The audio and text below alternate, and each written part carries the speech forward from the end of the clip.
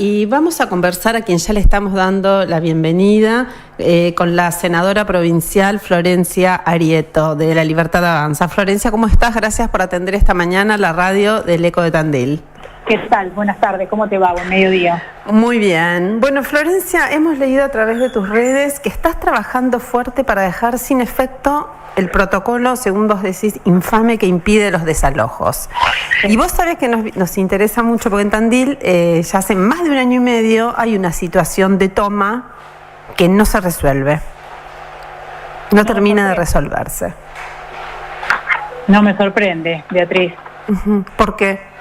Porque te cuento cómo es la situación. En el año 2019 se inició un expediente en la Suprema Corte que terminó con una resolución, una especie de protocolo de actuación que es el número 707, en donde dice básicamente que hay que respetar la dignidad humana. Entonces el procedimiento preventivo de desalojo ante una toma viola los estándares internacionales, y entonces atento a que hay gente que es vulnerable, hay que llevar previamente al desalojo, a efectivizar el desalojo, hay que hacer una notificación al Poder Ejecutivo, a la Gobernación, en este caso de la Provincia de Buenos Aires, al Ministerio de Desarrollo Humano, no sé cómo se llama, Desarrollo Social, que hagan un censo por si hay menores. Bueno, la cuestión es que esta resolución que yo te puedo hacer un análisis objetivo y decirte, bueno, pone el marco quizás de alguna situación de gravedad, donde todavía no estaba tan claro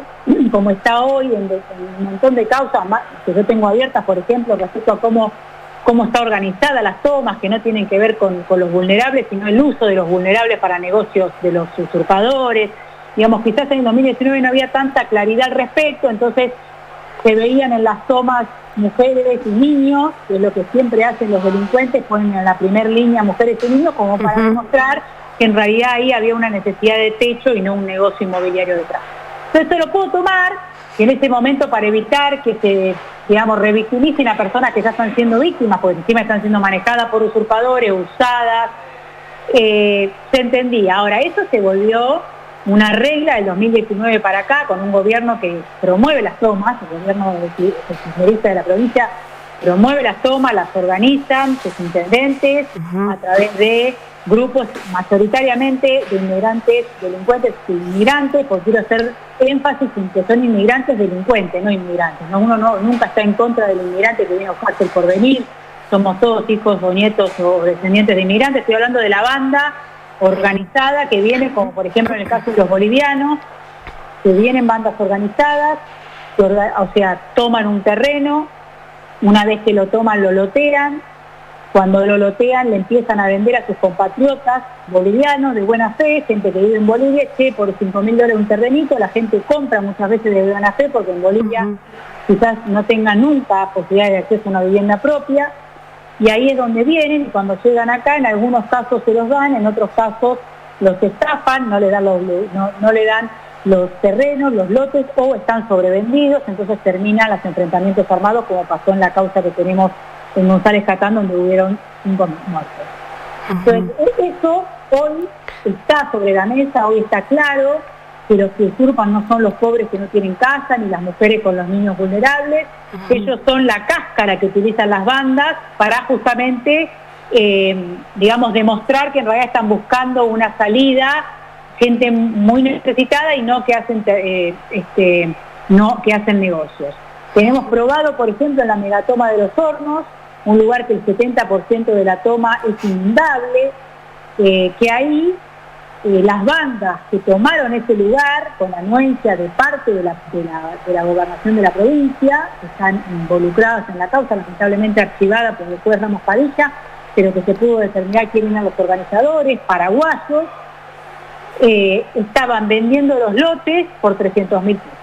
O sea, que lo que supuestamente es una reivindicación de un pedazo de tierra, si querés, ante la desigualdad, termina siendo un negocio para bandas que utilizan a los pobres para hacer negocios propios. Entonces se desvirtuó totalmente esa idea inicial de emergencia, de decir, bueno, en esta situación, hasta que tengamos un panorama claro, tenemos un protocolo. Entonces Tuvimos una reunión con la Suprema Corte y ahora estamos empezando en cada una de las causas que tramitan en toda la provincia, cosa que es importante decírselo a Beatriz para todos los tandilenses, como decís vos en este caso que tienen ahí que no se resuelve, que en el expediente de usurpación presenten el pedido de inaplicabilidad de la resolución 707/2019 para que en todas las causas de la provincia de Buenos Aires donde tramitan usurpaciones, cuando lleguen a la Corte no tenga otra excusa más que dejarlo sin efecto a este protocolo. Así que es importante. ¿Pero es la Corte de la provincia, Florencia? Sí, la Corte de la provincia. Ok, porque es la última instancia que le queda a la familia propietaria, te cuento, en Tandil. No sé si has podido acceder un poco a la situación de acá. Lleva más de 1 año y medio, está acreditada la propiedad de esa tierra. 2 días antes de irse, la gestión anterior incluyó, mal incluido en el RENAVAP, este predio. Claro. Sí, y tenés más de 200 personas hoy en ese predio. Algunos han avanzado en la construcción ya con material, y no termina de resolverse. Está obviamente judicializado el tema, no se va a desalojar. Lo que te da la impotencia, yo tengo un caso, pero calcado en Rafael Castillo, una localidad de La Matanza, ahí límite con Merlo, para que la gente del interior se ubique de lo que hablamos. También está judicializado con sentencia de desalojo, Beatriz, del 2019. Y no se ejecuta porque dice que ya está, que nadie quiere ejecutarlo porque nadie quiere pagar el costo, porque la gobernación es totalmente... Igualmente el protocolo se celebró con el gobierno anterior, quiero decir, o sea que más o menos todo, viste, el buenismo que termina en esto, ¿sí? Porque también hay que decirlo, el buenismo que termina en esto. Pero sí lo importante, Beatriz, para decirle a esta familia que está siendo víctima de esto, es que si están yendo a la Suprema Corte a recurrir, que incluyan dentro del recurso extraordinario, seguramente estarán yendo en recurso extraordinario, o en alguna circunstancia, que incluyan el pedido de inaplicabilidad del protocolo 707/19, que es este que te dice que para desalojar primero hay que notificar a la ROCE, básicamente. Que lo incluya para que la Corte reciba de todas las causas de usurpación que tramitan en la provincia de Buenos Aires. Cuando llegan a la Corte, reciben el pedido de inaplicabilidad o derogación del protocolo y van a tener que expedirse. Me consta que hay buena voluntad de los jueces de la Corte para rever esta situación, tomando como argumentación esto que yo te planteaba antes, que en el 2019 quizás había una situación de ignorancia respecto a las organizaciones que están detrás de las tomas, y hoy ya tenemos probado en numerosos casos en trámite que nadie pobre va y usurpa porque sí.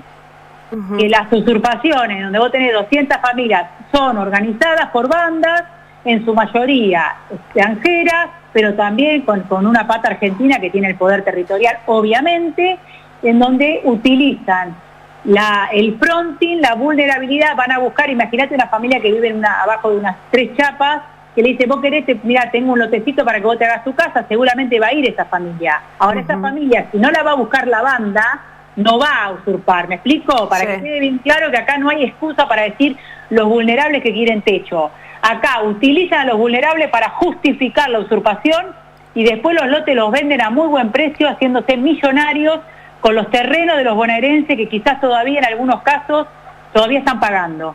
Así que es importante esta información, estamos trabajando fuerte para que ese protocolo se derogue, para que se vuelva a restituir el orden y el delito de usurpación tomarlo como un delito, porque hay muchísima gente en la provincia de Buenos Aires que no tiene casa, que seguramente... hace un esfuerzo terrible para alquilar, para llegar a la propia.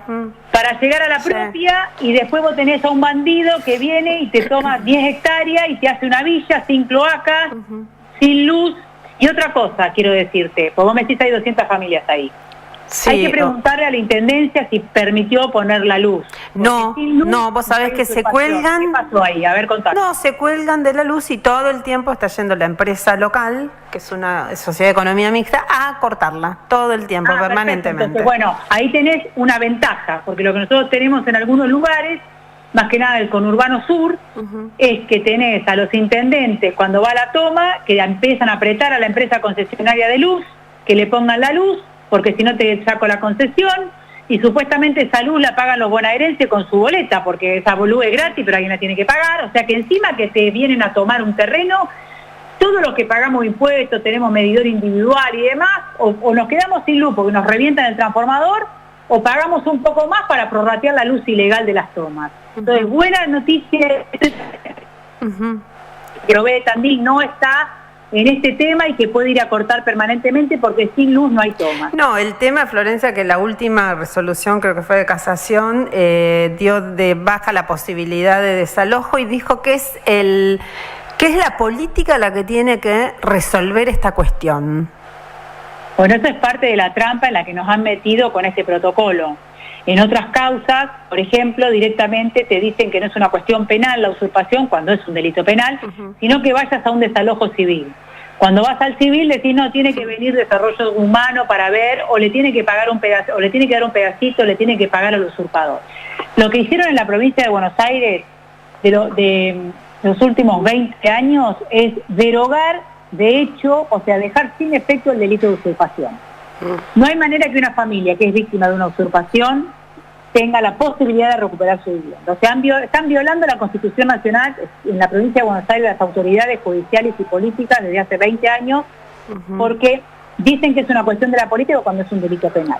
Pero tengo buenas noticias. Lo mismo pasaba con los bloqueos sindicales. Sí. Era un tema que estaba tapado y que creo en Tandil que tiene una vida productiva muy interesante. Muy intensa. Y muy intensa. Sí. Sabrá de lo que digo, que habíamos naturalizado la idea de que venga la patota sindical y te corte la puerta de la pyme y vos y te decían que era una huelga y que vos tenías que aceptar que eso era huelga. Bueno, pues empezamos a encontrar que la huelga es dejar de trabajar. La mayoría de los empleados de una empresa dejan de trabajar y no pueden ser sancionados por ello. Ahora, mientras que está la huelga, el dueño de la empresa puede decir yo trabajo igual. Sin los trabajadores que están en huelga, pero yo salgo yo a repartir, o pongo yo a vender, o traigo empleados temporarios que me suplan a los de la huelga. Lo que no permite la Constitución es que vos eches a alguien que está haciendo huelga. Ahora, que te impida trabajar no es huelga. Costó mucho porque había también una jurisprudencia, como pasa en el caso de las usurpaciones, en la provincia de Buenos Aires, al calor del peronismo histórico, que cuida poco la ley, excepto que sea para ellos. Había una jurisprudencia de la Suprema Corte que decía, mira, ¿qué detectamos nosotros cuando detectamos en las usurpaciones que hay bandas que se hacen millonarias usurpando y ponen de frente a gente vulnerable? En los bloqueos que detectamos, que la mayoría de los trabajadores no querían bloquear, pero que eran compelidos a hacerlo, obligados a hacerlo. Entonces, en un caso paradigmático que tenemos, que es el de Lácteos Vidal, en Trenquelau, Carlos Casares, Montezuma, que es un partido de Carlos Casares, que la jurisdicción es Trenquelauquen, nosotros logramos probar, con la valentía de los trabajadores que declararon, que los sindicalistas los amenazaban pinchándole la rueda del auto, tirándoles piedras en la casa, gritándole que le van a violar a la hija, con un montón de cosas, sin llegar a la violencia física, pero demostrando... Sí, con amenazas todo el tiempo. Con amenazas. Sí, bueno, amedrentando.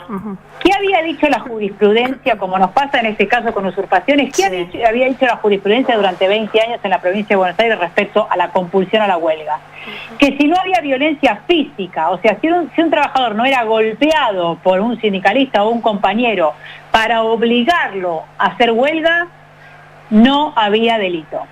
Cosa que el Código Penal no lo dice. El Código Penal dice violencia o intimidación, no dice violencia física. Pero le encontraron un chamullo los jueces puestos por el peronismo para que no toquen a los sindicalistas. Bueno, logramos revertir eso y hoy estamos yendo a juicio oral defendiendo a los trabajadores en contra de la magia sindical de Atirra que los obligó a una huelga o a un bloqueo que no querían. Entonces con esto va a pasar lo mismo.